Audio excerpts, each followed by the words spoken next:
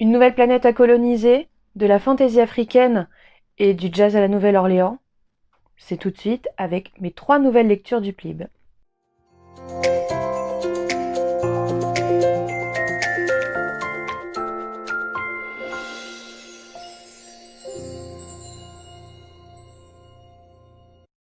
Bonsoir à tous, coucou tout le monde, j'espère que ça va. Moi ça va, écoutez, la reprise, la reprise, la reprise. Non, ça va aller, ça va le faire.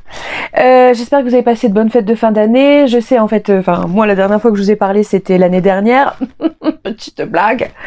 Et pour vous c'était juste la semaine dernière. Bref, tais-toi. Alors, comme vous le voyez normalement ici quelque part, je crois que je le mets là, je sais plus. Nous sommes sur une petite vidéo du PLIB, voilà. Donc 3 nouvelles lectures pour le PLIB. Là, je vais essayer de me consacrer à ces lectures-là, on va dire pour le mois de janvier, peut-être le mois de février aussi.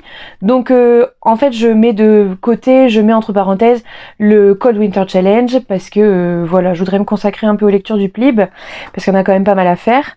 Et je crois qu'on doit voter fin février, quelque chose comme ça, fin février-mars.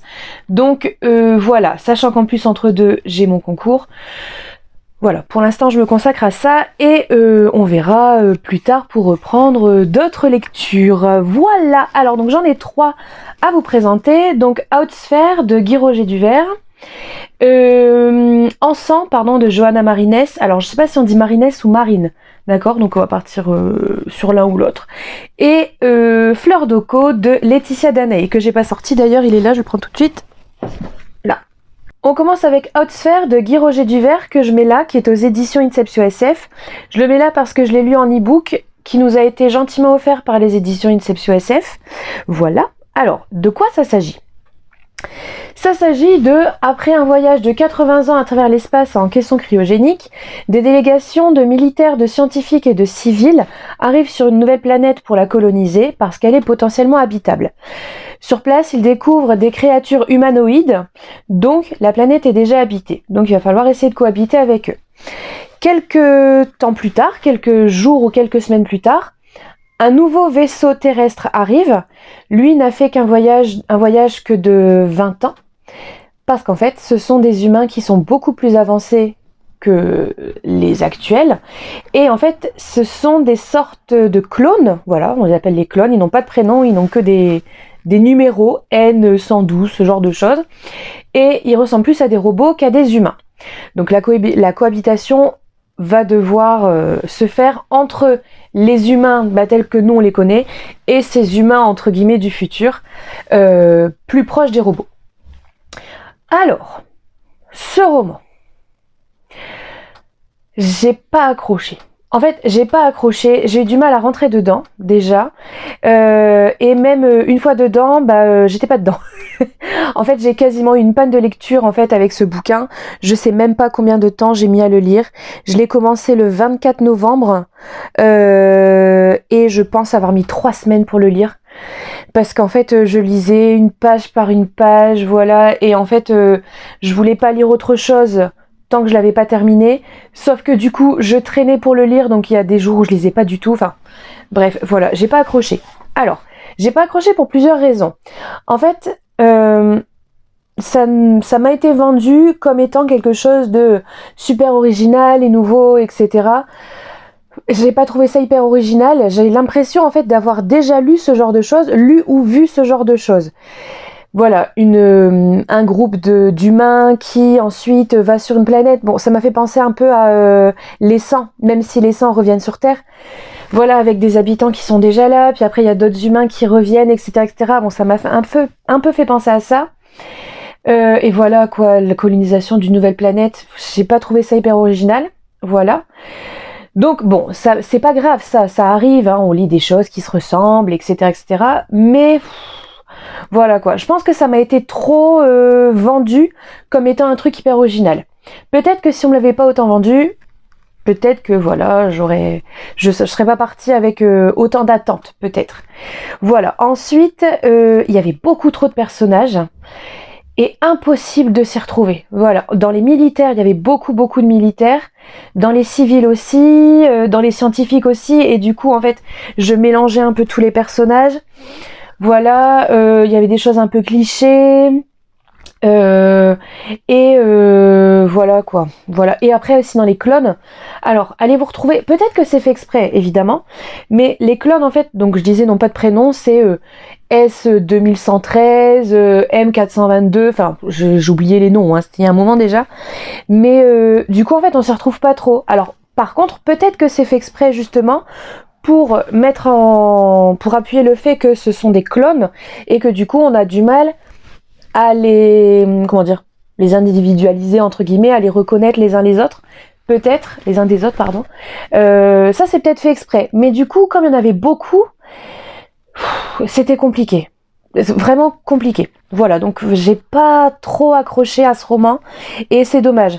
Par contre, il y a un live, bon je crois qu'il est, alors pour moi demain, donc pour vous c'est passé, peut-être essayer de voir sur la page Instagram du Plib si il est toujours visible. Il y a un live en fait avec, c'est une interview de l'auteur justement, donc j'attends en fait avec hâte cette interview. Parce que peut-être que en ayant l'explication de l'auteur, en ayant cette interview, peut-être que je vais voir le roman autrement, ça va peut-être éclaircir certains points.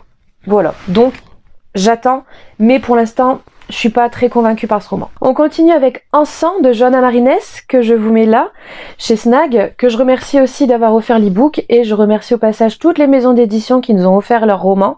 Franchement, merci beaucoup, c'est une aide vraiment appréciable et bienvenue. Alors, Encens, ça se passe en 1919 à la Nouvelle-Orléans. Je vous fais rapidement le résumé que j'en ai fait, même s'il est très très court. Alors que le tueur à la hache sévit, un autre meurtrier entre en scène.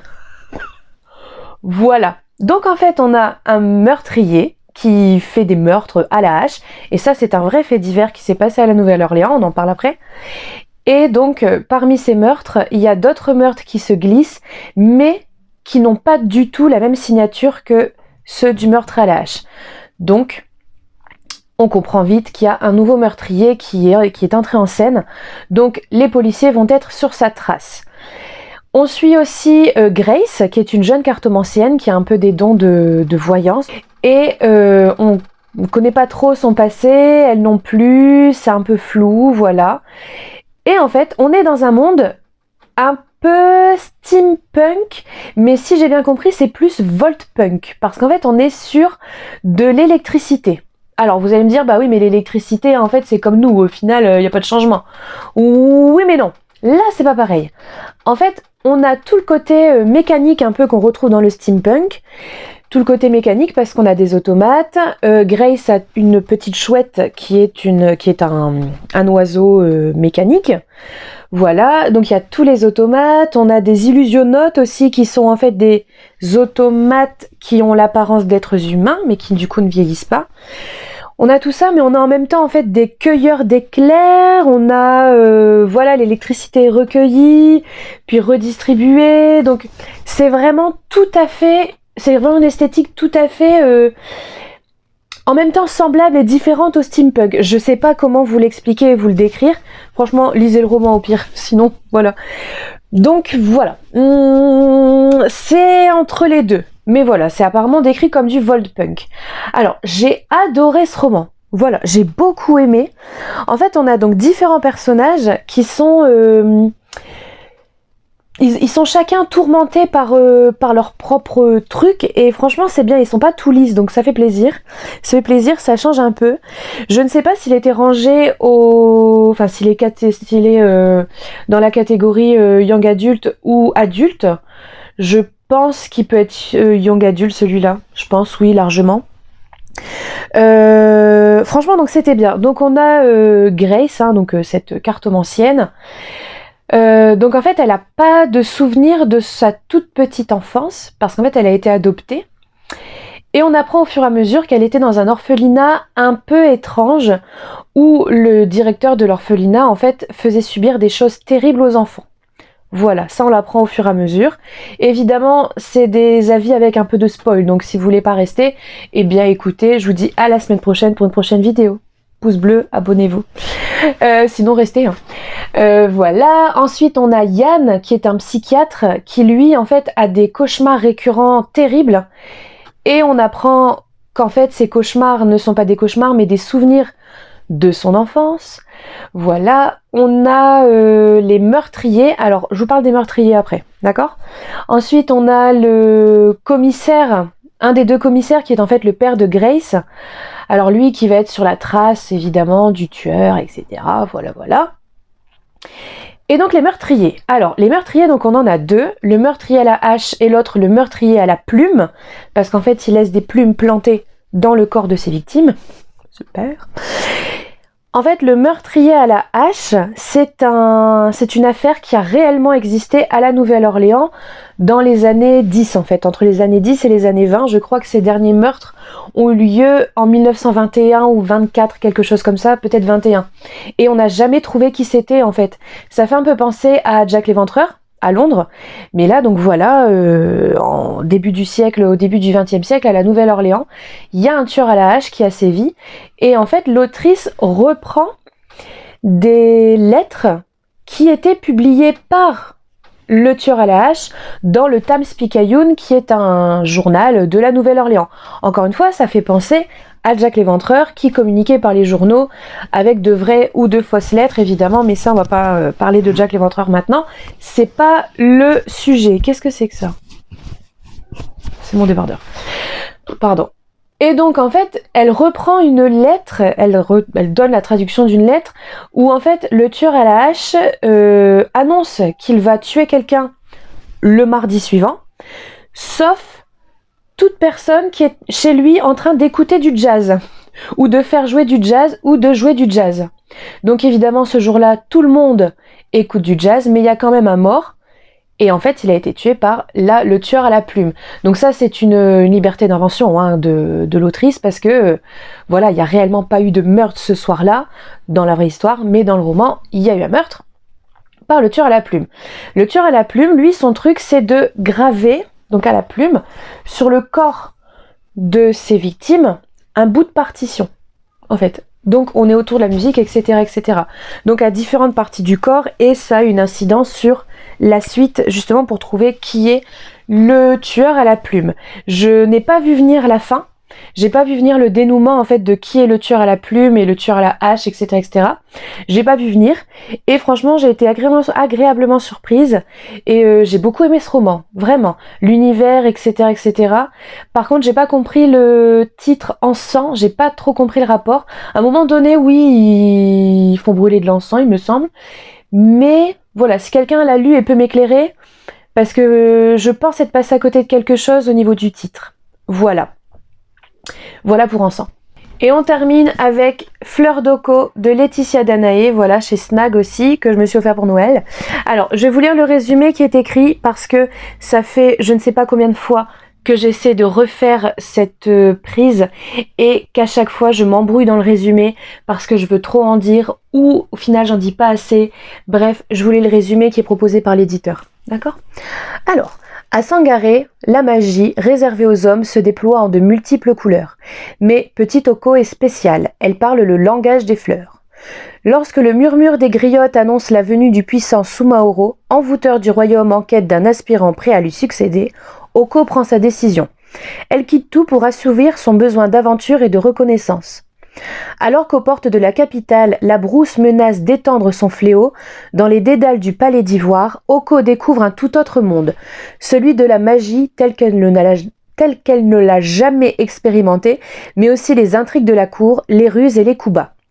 À qui peut-elle se fier? Qui redouter? Tant de questions, si peu de réponses. La concurrence est rude et les embûches parsèment le chemin de la jeune aspirante. Et à travers ces épreuves, Petite Oco deviendra grande. Voilà, alors j'ai adoré ce roman, donc je confirme que j'aime beaucoup le style de Laetitia Danaé, que j'ai découvert avec Rosen en 2020. Ça a été un coup de cœur de 2020, Rosen, franchement, je l'ai prêté, je sais que ça a été apprécié aussi. Et franchement, c'est hyper fluide, c'est un truc de dingue, ça se lit tout seul. J'allais dire ça rentre tout seul, c'est horrible de dire ça comme ça, mais on voit pas les chapitres passer, franchement, ça se lit vraiment tout seul. ça glisse tout seul, c'est vraiment génial. Donc en fait, on est dans un monde, où le pouvoir est aux mains des femmes. Donc c'est assez original. Tout est géré par les femmes. C'est elles qui sont les plus importantes, les plus puissantes, etc.